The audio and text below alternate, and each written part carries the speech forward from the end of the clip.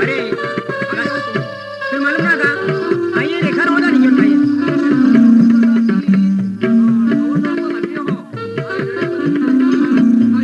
ये का मधुर पाड़े का बजरंग रेडियो सर्विस आई भी तीन रेखा ना होता नहीं जो रेखा आगे कैसे ना जाए सिंगर संगड़िया आई रेखा ना होता नहीं जो ओ रेखा ए बसन काय तुम्हें मालूम ना का मामा केरी वाट जोवी जोवी थाकी गीता उला ठिकाणा नारा आम्ही आलो बाबा 9 वर्ष म्हणजे आम्ही केलो चाल चालू मालूम ना का काय ना मालूम आहे 2000 वर्ष झाल चालू आहे आम्ही त्या सिंगर संगड्या आणि हुका संगड्या नवी पार्टी नवी केसर तयार आहे आम्ही मामा संगीतकार केना आहे आखी ते खतरा संगीतकार आहे टीम आहे